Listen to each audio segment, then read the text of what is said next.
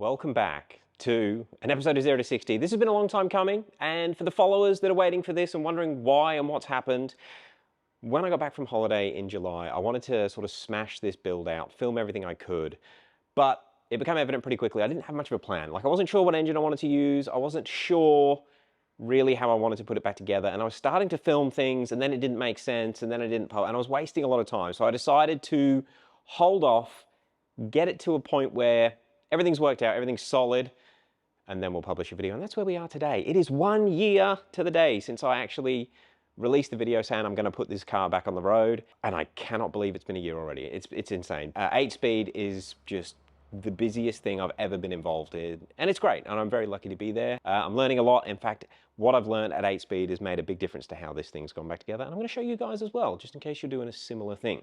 So, full story, built engine. Ultimately, I want the big boy. I want the 1,000+ horsepower thing, and it's not going to happen with this turbo setup, which we'll go and look at in a second. I then went down the path of doing another budget build, King Tech, which I started putting that motor together, and long story short, I got offered some money for it. So I ended up selling the King Tech engine, basically to fund putting this thing back together as it is now with a stock motor, but also because if I want to do the 1,000 horsepower thing, I need to change the turbo kit. It's going to need a different output flange on the last piece of the manifold, because the V-band that's on it, or the twin scroll V-band, ain't going to flow 1,000 horsepower. And also this turbo is not going to flow 1,000 horsepower. This is a Pulsar version of the Garrett G35 1050. We have one of them on Alex's F80 M3, and on the dyno, it made no difference whether it was at 34 or 40 PSI.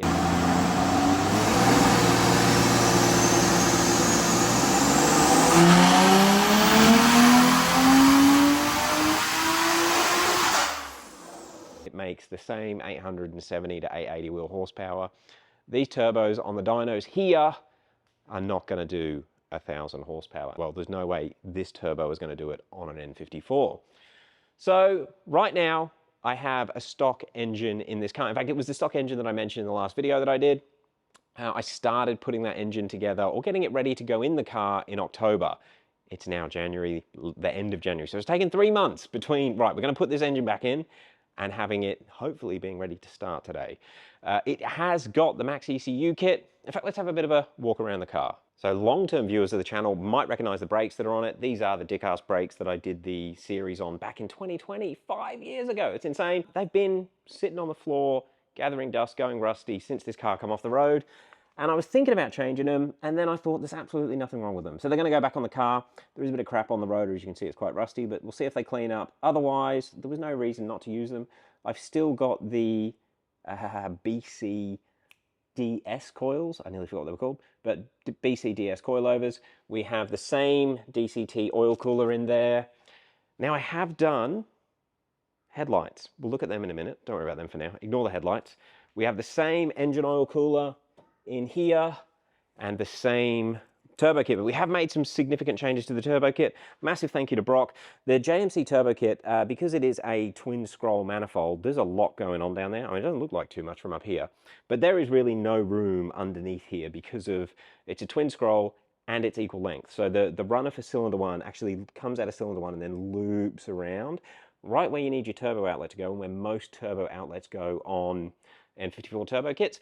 So the way that, a bit of an intervention here, a massive thank you and shout out to Adam from JMC Turbo. So he did this turbo kit. It took him years, and he nearly died last year. Hopefully he's gone the mend. I'm not going to talk about what happened, but anyone that's had anything to do with Adam will know he's not too well. And yeah, dude, we want to get you back. And again, putting this car back together over Christmas, I realized the amount of work that you put into this kit. Being on the business side with 8-speed now, I know you have just lost a heap of money trying to do these turbo kits. So thank you. Thank you from the right-hand drive turbo community. Back to it, JMC turbo kit. So I did notice with the JMC 1350 kit, where they do have a different flange and a larger turbo, larger frame turbo, the outlet on the turbo, the compressor side, is actually far enough forwards so you don't need to modify the housing to miss cylinder one's runners. However, Brock here, bit of a fabricator, very good one. He's actually cut the housing right up close. He's cut the housing right up close here and then angled it forwards. And maybe if I can get that light in there. So you can just see in the background, maybe, it's very, very close to cylinder one's runner, but we now have it going straight down, which I think ultimately this looks really cool. It's gotten rid of the pipe going around the top. I like that. I like that we've done that. You can see I now have an EMAP sensor. We now have, actually I had this fuel rail before, but we're now running 1650 port injectors. We have the R35 coil kit. I probably, if I had my time again, I ordered these, I think just I think I ordered these April last year, where at the time the N54 plug and play kit did not suit B58 coils, and I had a nice B58 coil kit on this car. Anyway, I wanted to go for the PRP R35 coils. Generally, everyone says they're the best coil you can use. Bit of a faff, very expensive coil kit, and now the plug and play kit does actually support B58 coils with the flick of a switch. So, I don't know, I did do this, I don't need to. I just run stock B58 BMW coils if I was doing it again. But hey, it looks nice. We have also done a direct injector delete. You guys probably can't see. I did opt for just tapping the head and plugging the injector holes. I mean, I was trying to save some money buying the injector blanks, but it took 3 days. No, it took about half a day. So it was a lot of work to safely tap and plug the head the way I've done it. It also means it's not reversible. I figured this engine's probably never going to come out of this car as a runner anyway, because let's see what we can do with a stock engine over the next year or two. Hopefully we don't blow it up too soon. But it's not in there forever. This is not the forever engine. This is the standalone ECU playing with engine.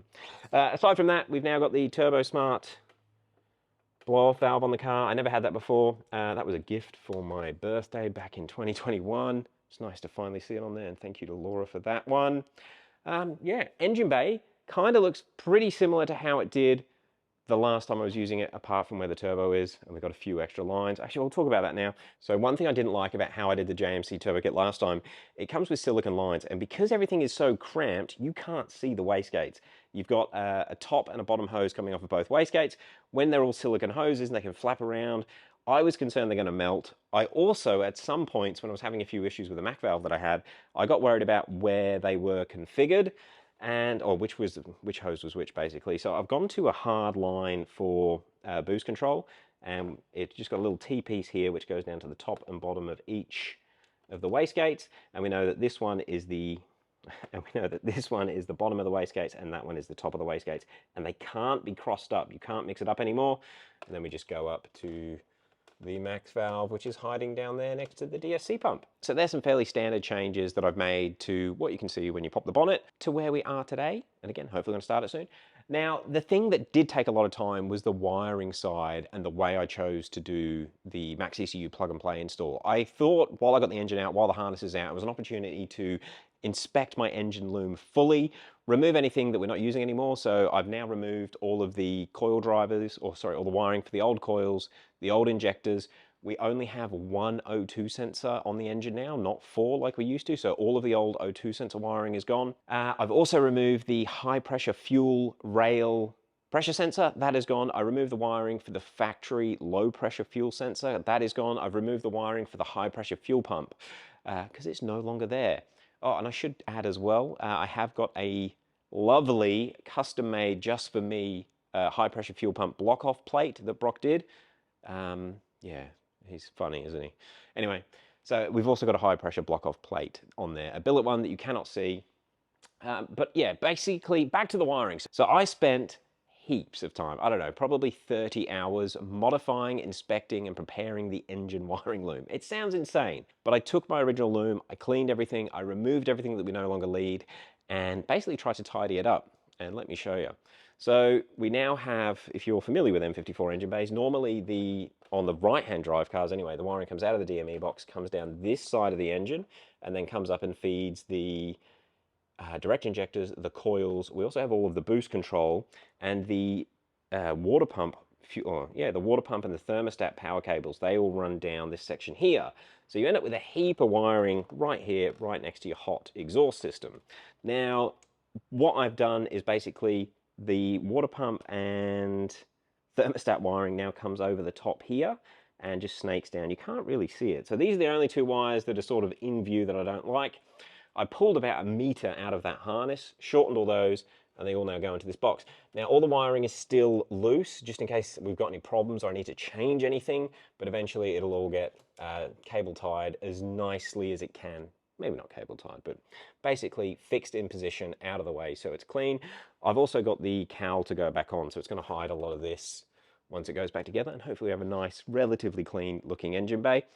Now, I did also change to the N54 power pack fan. So this is the higher wattage fan with a bigger fan power cable, and hopefully I've got a clip from when I was doing that. Well, I'm not sure how this is going to fit in with the video, but I just thought I'd give a bit of an update on what I did behind the scenes with the wiring. So this is the wiring for the high power or power pack fan kit that I managed to acquire a few years ago. Finally getting it put in. The original wiring's obviously set up to be sort of semi plug and play for a US spec car where the DME box is over there. So all of the signal and the wake up wiring is actually quite long. This is it here. While this was off a Aussie spec vehicle, it's actually enough to loop all the way around the engine bay. So I'm going to basically, I've pulled all the wire off, I've pulled all the tape off, and I'm going to run it directly from here straight up into the DME box. And with the DME box, I've now worked out how to run the DME fan with the Maxxecu. So I'm going to put a relay in here to do that. I have a spare output to do it. There's the DME cooling fan there. And I've just taken an opportunity to clean this out, make sure it drains properly so that we never have any water ingress issues. So yeah, the wiring's been more than I anticipated, but I've definitely complicated it a lot more than it needs to be complicated. But I think I like the way it's going to be. So yeah, you can see I completely redid all the fan wiring, shortened it from how BMW do the right-hand drive power pack installs, and we've now got the relay. In fact, I think on that video that I was filming at home, I hadn't mounted the relay yet, but we've got the relay just here. For some reason, I used red sheathing like an idiot. I regret that, but that's what I had at home at the time. So I've got the relay that actually turns the fan power on off of a wake-up signal here. Yeah, and it fits, and there is room. There is just room. It's not touching on anything. We are good. I've got to say, the engine bay does feel more spacious. It's still horrific, and obviously we get a lot of JDM cars come through here, which are so much easier. But yeah, this doesn't feel too bad to get access to anything. Touch wood. Hopefully we don't have to. The DME box. So I'm still using the factory DME box. Some people like to mount the Maxxecus in the cabin. I've decided to keep everything in the factory box. I'll be honest, I only got the Maxxecu mounted yesterday. It was a lot tighter, but I've got some clips of when I was preparing the plug and play loom, which I'll play now. So another little update to tie in, I have the plug and play loom mounted inside the DME box frame, the little support thing. I just had to cut some of the webbing out, file it down, and I assume PNP is obviously making them to slot straight in. And we should be able to fit the Maxxecu just above it there. This is going to be really nice. Okay, so we have the modified piece in there. We've got the plug and play adapter. Now this will actually move up and down. I'm going to leave it loose until I've actually got everything in there, including the Maxxecu race. But we've got the two race connectors, which will go straight to the race. I think literally everything apart from EGTs is populated. We've got the data cable, which needs to plug onto the front of the Maxxecu. The only thing I haven't worked out how I'm going to do is the Bluetooth antenna, but we'll worry about that later. It might be a problem, but hopefully we can make it work somehow. We have this relay is what I've set up to do the DME fan. I'm using a low amperage, well, low output for the DME fan, so it does need to go through a relay. That's in there. This is going to be the new injector loom. This, I believe, yeah, that one is the exhaust flap. This here is going to go over to the other side of the car for those two pressure sensor terminals, but we've basically got power, well, 5-volt out, sensor ground, and 2 analog inputs in this connector. This 3-pin connector is for the flex sensor, and this 2-pin connector is going to do the exhaust flap. No. What is this one doing? It's the Mac valve. So we've got 12-volt out, and then just a output to do the Mac valve. I forgot what it was, but yeah, no, that's for the Mac valve, which I'm going to run. Not sure where I'm going to run it, but obviously the Mac valve is going to sit over there. We'll worry about that when it comes time to put it in. But this is basically the DME box now all sorted and ready to have the factory loom plugged into it. And yeah, I thought that was going to be nice and simple to get the Maxxecu in there next to the plug and play kit. Unfortunately, the tabs that are designed to be able to bolt the Maxxecu to a mounting point are just a little bit too wide for that plastic trim. So I did have to modify it again, and we ended up with this. which is what I put into the car yesterday. So this is where we've ended up with the ECU and plug-and-play adapter inside the factory DME framework. This is like the third attempt I've had at fitting them in, but I think this one's going to work. So this is the one you're going to see, but the factory DME connectors can go in there. We've got the Maxxecu there. One, it's all in place. There's going to be an air gap between the two. I've still got the DME box fan working, and that should blow air into here and then straight up over the Maxxecu and the plug-and-play adapter. So we shouldn't have any heat issues. Maybe we wouldn't have heat issues anyway, but it was something I was sort of concerned about. All right, now I've got to wedge all that back in the box. So just a quick clip of the DME box going together. We've got the wires that are coming through from under the glove box, the Maxxecu USB cable. I've got a wire that's actually doing the fuel pumps, and then the antenna wire for the Maxxecu Bluetooth, which has got the extension on it feeding into under the dash. So that's everything on the engine bay side in preparation for the plug and play kit, everything I can think of. Yeah, I'm pretty sure that's everything. And yeah, again, you don't need to change a thermofan like I did. It was just something that I wanted to do, and I've had that part for a long time. I have also added coolant pressure sensors, an EMAP sensor, and it's got an oil pressure sensor instead of an oil switch. All going through the Maxxecu race in a bit of a dodgy way, but I'll explain why shortly. Now, the only other thing that I have changed, we now have to have a decent fuel pressure regulator or a boost reference fuel pressure regulator, and that's because with the port injection, if you're running 30 pounds of boost, the fuel pressure has got to fight that 30 psi. So you need a way of increasing the pressure in the rail as it makes boost using a rising rate fuel pressure reg. I have had the Radium kit for years to go in this car. It's designed to basically replace the factory fuel pressure reg from an N54, which is the fuel pressure reg and fuel filter system. Since buying that kit, quite a few people have said they're no good. They sort of imply they're limited around 550 wheel horsepower, so it might be coming out shortly, but I had it, I wanted to try it and just see what would happen. That is installed in the car. Yeah, as I said, it sits on this side. We have two pumps on this side and a factory N54 stock fuel pump in the original location. I'm actually, because this side here, pump one is what drives the fuel rail immediately, that is actually being driven off of the EKP, the factory fuel pump module over there, which the Maxxecu controls. Pump two is just triggered from a relay, and then the lift pump, which is what we need to use to fill the radium tank, that just comes on with the Maxxecu under a fuel pump signal. So basically it fires up the factory fuel pump as soon as the Maxxecu has started. But yeah, that's what we've done with the fuel pressure. I'm running through a -8 line just with the intention of giving it as much chance as possible of working. And we actually, through the recommendation of the guys here, it is a dead-headed system, but we're feeding both ends of the rail, so hopefully there's no air pockets. Basically all injectors should have the same fuel pressure. That's the theory, but it's a dead-headed -8 system. Definitely not the best thing if you're trying to make big power with port injection only. This sort of setup is fine when you've got DI doing half the work, but yeah, we'll see how it goes. We'll see what sort of power we can make. And I'll be honest, the amount of time it's taken me to put this thing back together, I'm pretty happy with 500. 500 wheel horsepower, that'll do. Okay, that's a bit of satire there. I want more than 500 wheel horsepower, but trust me, the time to put this thing back together has been a lot more than I anticipated. A lot of it's because I'm working out how to do things for the first time. When I built this car the first few times, yeah, it's had a few different iterations, but like I was just following what other people had done prior. This is trying to do things differently to how I've seen it done before, basically. Trying. All right, guys, and I know other people have done setups like this. I know there are Maxxecu port injected cars out there, but there's not a lot of information on them until now. So the only other thing are the headlights. Yeah, so the only other thing that you guys wouldn't have seen are the headlights.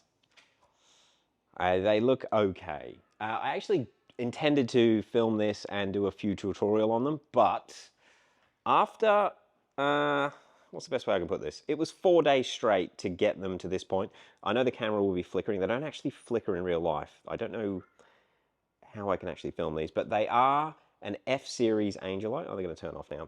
And I've gone to a bi-LED projector beam in a custom housing.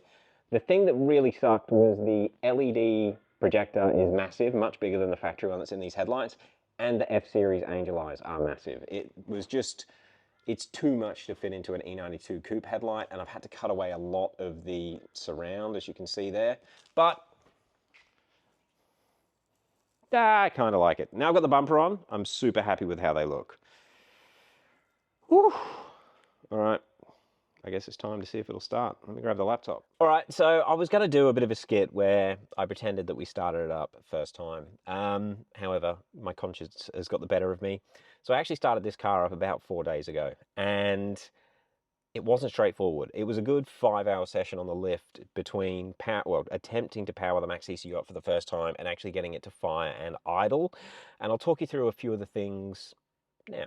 So basically, the first thing I messed up was I didn't have the wiring correct in the DME box. So the factory wiring, because this is a plug and play kit, it plugs into all of the original DME power sources, and I hadn't plugged in a factory original plug properly. It was clipped, but not clipped tight. Daniel actually found that, and we got that sorted. We got the Maxxecu powered up. We loaded the base map. The main thing that was different, or the first thing I changed on the base map, was the injector settings. Just went from the 1050 that the PMP base map was set up for to 1650 or Bosch Motorsport 1500cc injectors, which is what I have here. I'm going to start screen recording. Basically, we have the plug and play ECU base maps. That's got all the inputs and outputs configured that the plug and play adapter is designed to suit. So it is designed to connect to the factory fuel pressure sensor. I'm using an aftermarket fuel pressure sensor, so I had to recalibrate that. It also is designed to connect to the factory oil pressure switch. We're not using a switch on this car. I've got an oil pressure sensor, so I had to reconfigure that. I actually ended up, so I've done it in a bit of a dodgy way, which I think I mentioned earlier. I'm using temperature inputs as analog inputs. Now, the problem with doing that, they have a 5-volt pull-up over a 2,500 ohm resistor. So the raw voltage that sits on the analog input is not correct. It's designed for a temperature sensor, not a 0 to 5 volt sensor, but you can still get data, and it sort of can be configured to be accurate-ish. The problem with it is the way it scales, but essentially I'm just using it as an oil pressure sensor, an oil pressure gauge instead of an oil pressure switch. It still works like a switch. I can see if I've got oil pressure or not. It's just whether it's making 80 psi or 90 psi of oil pressure, that accuracy might be a bit iffy with the way I've configured it. But I've done that for both the oil pressure and the EMAP.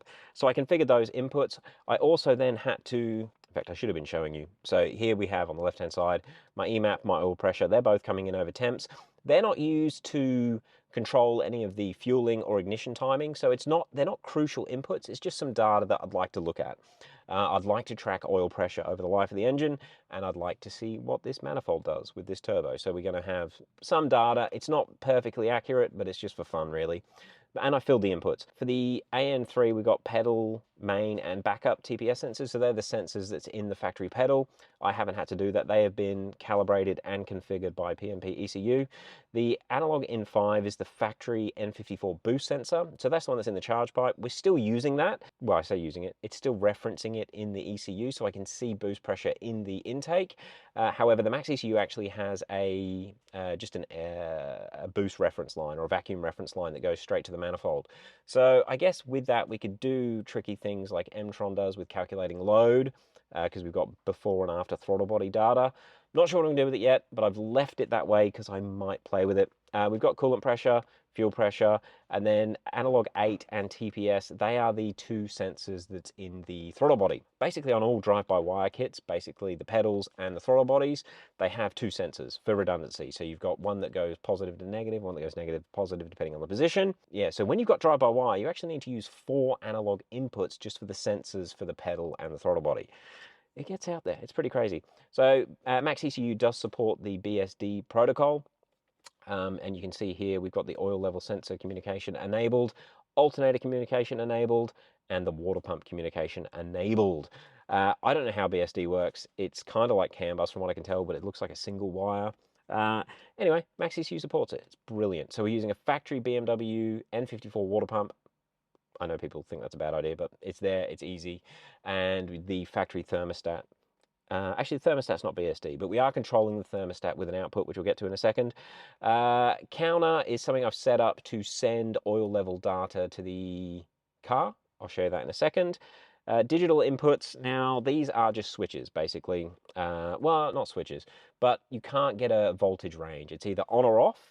ECUs are clever enough to turn frequencies or on and off patterns into data. So that's how it does, well, things like the BSD that you can see here. Vehicle speed sensor, I don't think it's being used on this, but it is there. I don't know if that's doing anything at the moment. Digital N5 is for the flex sensor. I've got that disabled at the moment because of the old fuel that's in the car. I can't remember if I mentioned it in the video, but this fuel is 2 years old, and it was something that I messed with on the day we were trying to start it up because the ethanol sensor kept pegging at 99% ethanol.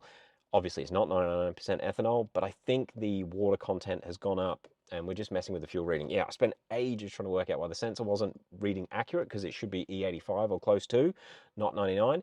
If we enable the ethanol correction based on the flex sensor, it basically doesn't run properly. So I've got it overwritten. I've just got it set to E85 fuel and it idles.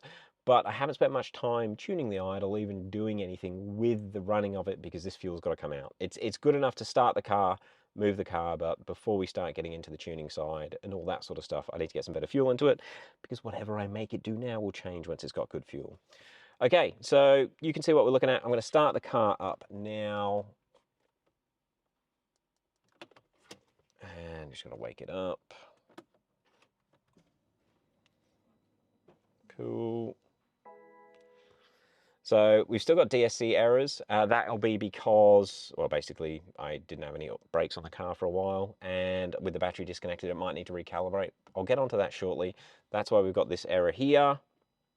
I know I don't want to call BMW for service, but if we go to vehicle status, and if I just check control messages before we fire it up, we've got the DSC, the brake system, and the flat tire monitoring thing. So hopefully all that stuff will be gone once we get it running. You can see the live data on the Maxxecu. We have 12 volts.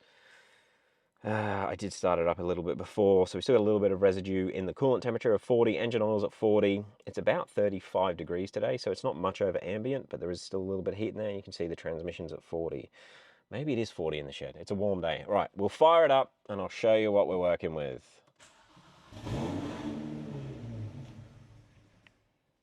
Welcome to aftermarket ECUs. Again, I haven't calibrated any of the fueling yet. I haven't touched the throttle.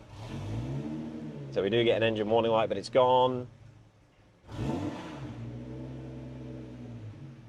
Actually, you know what? I'll show you what we can do. This will be, so if I go to fuel, idle control settings, and if I go, I want after start, we want to go table, and we are quite cold. If I turn the ECU on, it'll show us where we are. Read from Maxxecu. Table. So we're here, and you can see it's got 85, 47, 27. We'll just bump that up a little bit. So we'll give it a little bit more idle duty after start. That just revs it a little bit more and brings it down more gradually. It still wants some more in this range. It's about to get even less idle duty. But there you go. So that's something you kind of need to be able to do if you want to do a standalone yourself. The base map's pretty close, and also we're fighting bad fuel here. So maybe if I had better fuel, the base map would be good. But being able to make tweaks like that quickly to get your fueling right, to even start the car, it needs a little bit of background knowledge if you want to do it yourself. However, I did this on the Evo last year. I did a full Maxxecu install on the Evo. I learned so much and I freaking love it. I'm kind of addicted to it. I'm nearly ready to start dyno tuning. Like, I want to start dyno tuning. I did all street tuning on the Evo. Once that car's back on the road as well, might bring it in to a four-wheel drive dyno, and we'll see how bad my street tune was. But yeah, anyway, back to this car. So we have full cluster integration. You can see RPM. And you might have seen it before when the revs got really low. And it probably threw a warning. I'm not sure if it records the warnings after a restart. I'll have a quick look on here. Diagnostics, error codes. No, I didn't record them. But it was probably a oil pressure low. So as the RPM got really low, it might have been concerned about its oil pressure. And speaking of oil, I do have this now working with the Maxxecu, the oil level check. And if I go to here, this required some custom code to make it work. You can see we've got oil level. I've basically got the Maxxecu sending oil level every 30 seconds. So you'll see it will reload shortly. doing an oil level check. And then we can see. And I'll show you on the screen. In fact, you guys can see on the screen because we're screen recording. But if I go to BSD input, oh no, if I go down here, I'm trying to do too many things at once. Don't stop the screen recording. If we go BSD, you can see the data in the corner here. It shows 60.4 millimeters of oil on the level sensor. The car has 8.5 liters in it, so I do need to check what's going on there because I think 70 should be full, and if I feel like it's got too much oil, but it was completely dry, fresh oil cooler, everything. Whew. Ah, and we have air conditioning now. Oh, that's nice. Something I haven't set up yet is idle adjustments when the air conditioning's on. That is something we can do, and I'll show you on the Maxxecu. Hopefully you can still see the screen. We go AC request. So AC active, you can see that one there. You can see it's 1. If I turn the AC off, it goes to 0. You hear the revs come up a little bit. So yeah, the Maxxecu picks up heaps of data from the BMW CAN bus, which is great because it gives us heaps more inputs without needing to use inputs on the ECU. We've got basically anything that happens on the CAN bus, we can pick up on the Maxxecu side. I'm gonna turn it off because it's getting fumey. And hopefully you've seen the videos where we put the M2 seats in. I like them. We've got the F-Series steering wheel, paddles, that all works. In fact, we're off the ground. I'll just show you the... No, actually, we'll save it. I don't want to keep trying to drive it on the hoist. We need to get it done properly. I'll turn that off so that goes off. Yeah, we've got the F-Series steering wheel.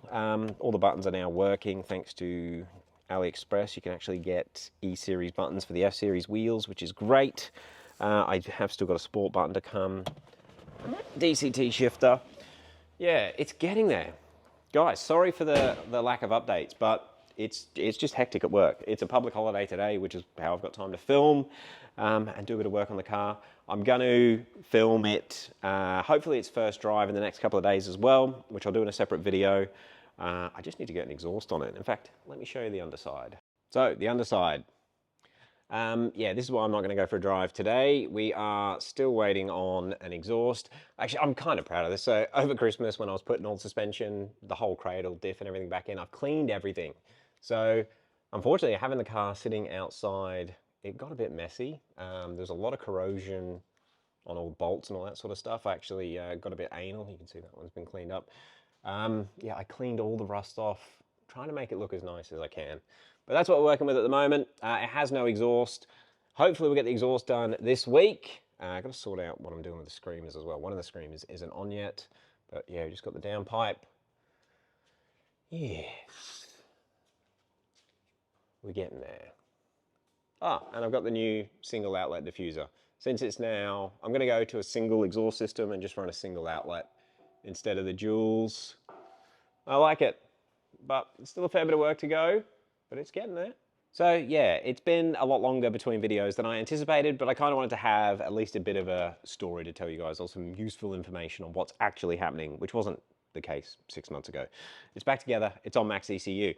Let me know if you want to see more technical stuff on the Maxxecu side. I'm more than happy to share everything I work out, but it's quite long, grueling videos that I don't think I want to put on the ZeroTo60 channel. I'll probably do it on the Test and Tune channel.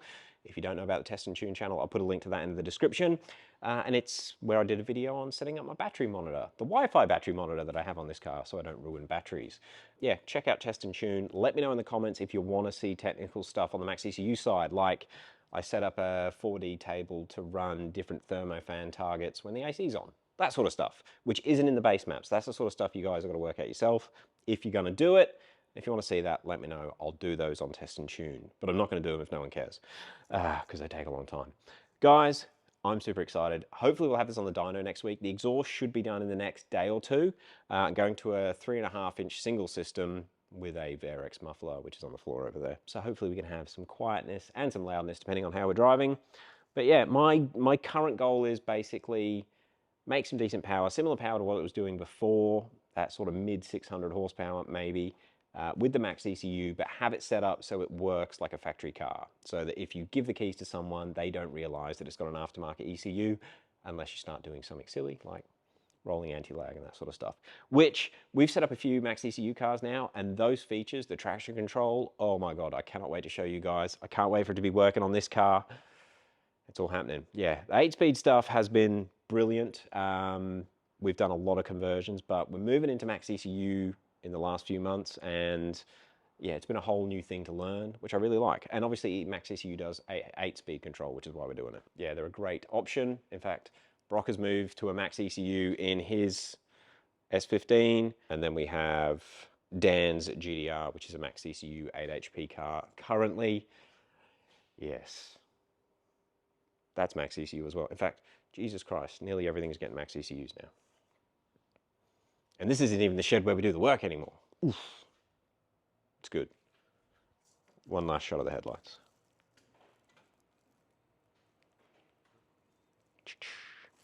Pretty sure it's supposed to flash when I lock it.